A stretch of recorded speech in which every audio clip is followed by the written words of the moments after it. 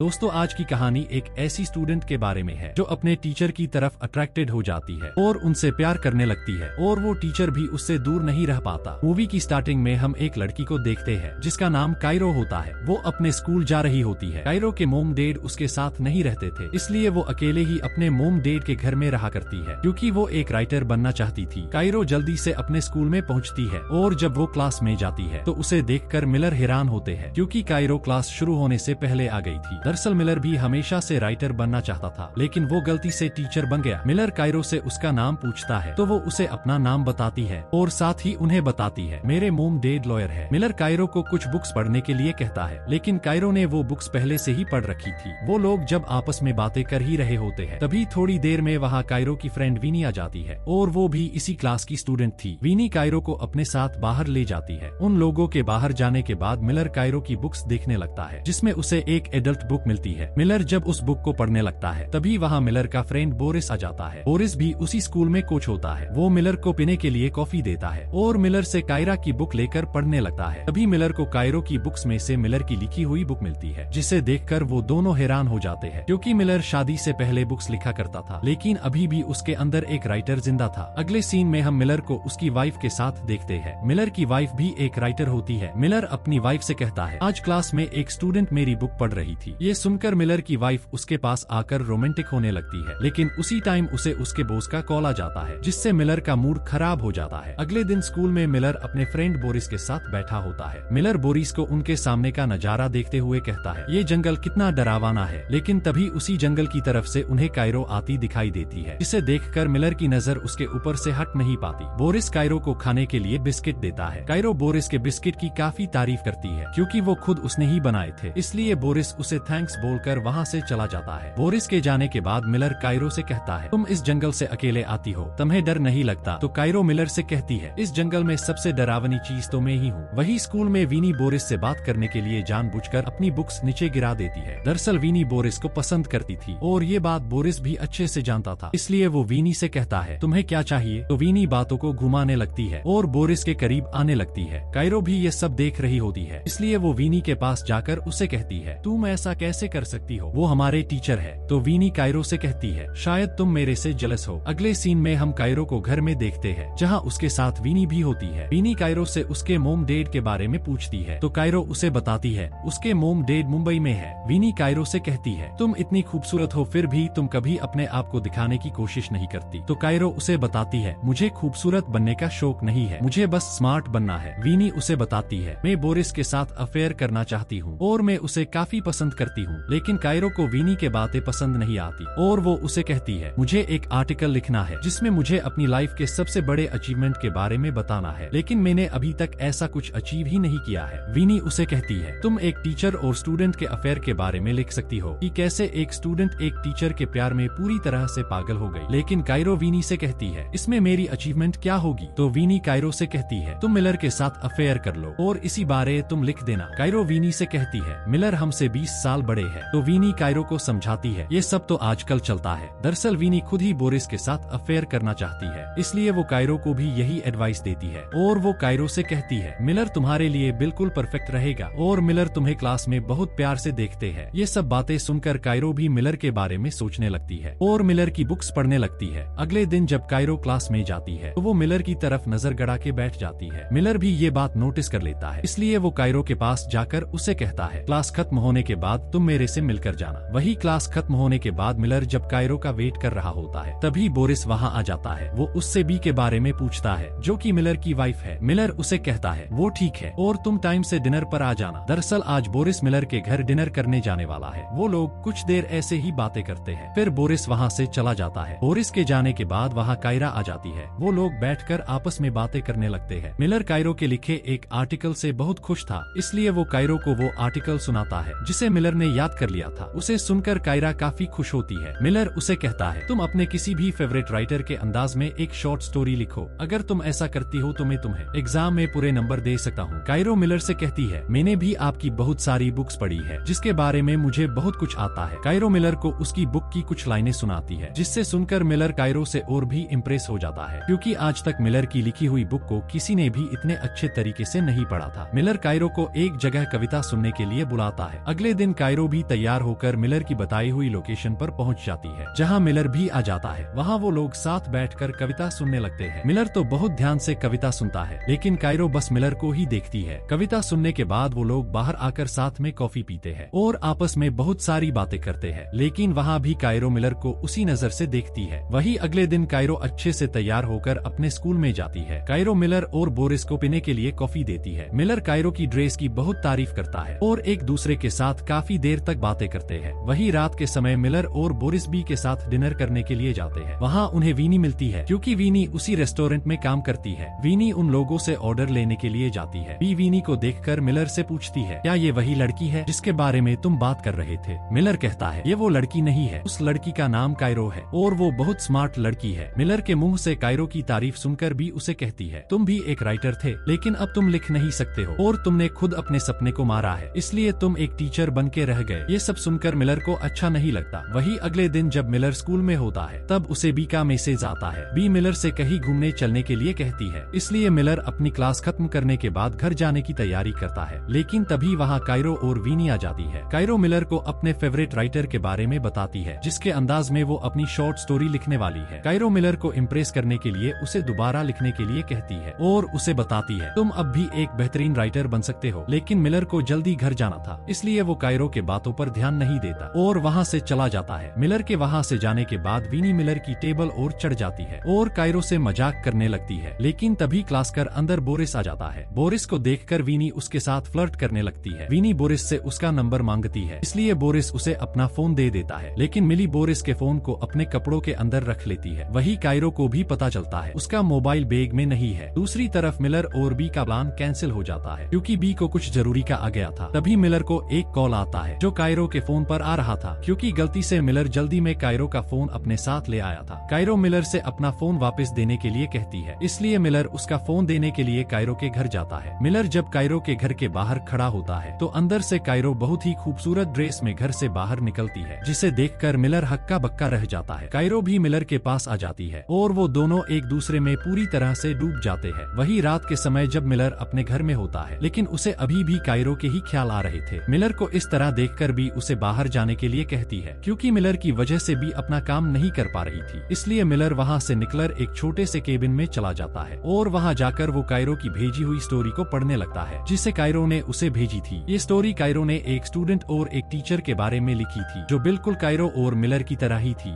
Story को पढ़कर Miller अपने होश खो बैठता है, क्योंकि वो स्टोरी पूरी तरीके से एडल्ट थी। अगली सुबह मिलर जब क्लास में जाता है, तो वो कायरो से अच्छे से बात नहीं करता। तो कायरो मिलर से इसके बारे में पूछती है, तो मिलर कायरो को बताता है, तुम ये स्टोरी असाइनमेंट में जमा करना चाहती हो और मुझे तुम्हारी ये स्टोरी बिल्कुल भी पसंद नहीं आई, क्योंकि तुमने उसमें बहुत सारी ऐसी चीजें लिखी है जो बहुत गलत है। लेकिन कायरो मिलर से कहती है, ये सब मैंने हमारे बारे में लिखा है। मिलर कहता है, हमारे बीच ऐसा कुछ नहीं हुआ है जो तुमने इस स्टोरी में लिखा है। मिलर कायरो को दोबारा से लिखने के लिए कहता है और उसे बताता है, अगर तुमने ऐसा नहीं किया तो मैं तुम्हें फेल कर दूंगा। ये सब सुनकर कायरो को गुस्सा आ जाता है और वो मिलर से कहती है, मैंने बहुत अच्छी स्टोरी लिखी है, लेकिन तुम उसे लोगों के सामने नहीं लाना चाहते, क्योंकि तुम कभी राइटर नहीं बन पाए और जो तुम कभी कर नहीं पाए वो मैंने कर दिखाया। अगर तुमने मुझे फेल किया तो इसका अंजाम अच्छा नहीं होगा। ये कहकर कायरो रोते हुए अपने घर आ जाती है और वीनी के साथ ड्रिंक करने लगती है। वहीं मिलर भी परेशान होकर अपने घर आ जाता है और अपनी वाइफ बी को सारी बात बताता है और उसे कायरो की स्टोरी पढ़ने के लिए देता है, जिसे पढ़कर बी भी रोमांटिक होने लगती है। तभी वहाँ बोरिस आ जाता है, जिससे मिलर का मूड खराब हो जाता है। दूसरी तरफ कायरो वीनी से कहती है, मिलर मेरे से प्यार नहीं करते, वो बस मेरे पास होने का दिखावा कर रहे थे। कायरो वीनी को बोरिस को मैसेज करने के लिए कहती है। वीनी बोरिस को मैसेज करती है, लेकिन बोरिस वीनी के मैसेज का कोई जवाब नहीं देता। इसलिए कायरो और वीनी एक साथ मिलकर बोरिस को उनकी फोटो भेजती है, जिसे देखकर बोरिस मिलर के घर से चला जाता है। वहीं मिलर को स्कूल से कॉल आती है, क्योंकि मिलर और कायरो के बारे में सभी को पता चल चुका था। बी मिलर से पूछती है, उस लड़की ने बस एक स्टोरी ही तो लिखी है, इसमें ऐसा क्या हो गया? क्या तुम्हारे और कायरो के बीच कुछ और भी चल रहा था? लेकिन मिलर बी को मना कर देता है और उससे कहता है, हमारे बीच ऐसा कुछ नहीं है। वही अगले दिन कायरो को प्रिंसिपल अपने ऑफिस में बुलाती है और उससे मिलर और उसके बारे में पूछती है। तो कायरो उन्हें बताती है, मिलर मेरे काफी क्लोज थे और हम स्कूल के बाहर भी मिला करते थे। वही प्रिंसिपल अब मिलर को अपने ऑफिस में बुलाती है और उससे भी यही सवाल पूछती है, लेकिन मिलर उनके सवाल का अच्छे से जवाब नहीं दे पाता, जिससे प्रिंसिपल को सब समझ आ जाता है और वो मिलर को जॉब से निकाल देती है। बाहर मिलर बोरिस के साथ बैठा होता है। बोरिस मिलर से कहता है, तुम्हें तुम्हारी लिमिट क्रॉस नहीं करनी चाहिए थी। मिलर बोरिस को समझाने की कोशिश करती है, लेकिन बोरिस मिलर की बात सुने बिना ही वहाँ से उठकर चला जाता है। वही घर जाने के बाद मिलर बी को बताता है, मुझे जॉब से निकाल दिया। ये सुनकर भी मिलर पर शक करने लगती है और उसे कायरो और उसके बारे में सच बताने के लिए कहती है, लेकिन मिलर बी से कहता है, हमारे बीच ऐसा कुछ नहीं हुआ है। और इसी बीच उन दोनों में काफी बहस होने लगती है और भी मिलर से डाइवोर्स करने के लिए बोल देती है। अगले सीन में हम विनी को देखते हैं, जो कायरो के पास जाती है और उसे कहती है, तुमने मिलर के साथ अच्छा नहीं किया, उसे जॉब से निकाल दिया गया है। विनी कायरो से कहती है, तुम ये सब क्यों कर रही हो? कायरो विनी से कहती है, मिलर ने मेरे साथ अच्छा नहीं किया और उसने मेरा इस्तेमाल किया, अब उसे पता चलेगा मैं क्या चीज हूँ। विनी कहती है, तुम्हें मिलर की बातों को इतना सीरियस नहीं लेना चाहिए और अगर फिर भी तुम नहीं मानोगी तो मैं तुम्हारे बारे में प्रिंसिपल को सब सच बता दूंगी। ये सुनकर कायरो विनी से कहती है, अगर तुमने ये सब करने की कोशिश की तो मैं मिलर के साथ बोरिस की भी जिंदगी बर्बाद कर दूंगी और एक साथ दोनों टीचर की जॉब चली जाएगी। ये सुनकर विनी वहाँ से चली जाती है और इसी तरह से कायरो मिलर की जिंदगी बर्बाद कर देती है। ये सब करके कायरो काफी खुश होती है। अब कायरो आखिरी बार मिलर से मिलने के लिए जाती है, जहाँ वो अपनी कहानी में खुद को एक हीरो और मिलर को एक विलेन बताती है। कायरो रोते हुए मिलर की तरफ देखती है, क्योंकि वो अब भी मिलर से प्यार करती थी। और इसी सस्पेंस के साथ इस मूवी की एंडिंग हो जाती है। दोस्तों, मूवी पसंद आई हो तो वीडियो को लाइक और चैनल को सब्सक्राइब करना ना भूले। Thanks for watching.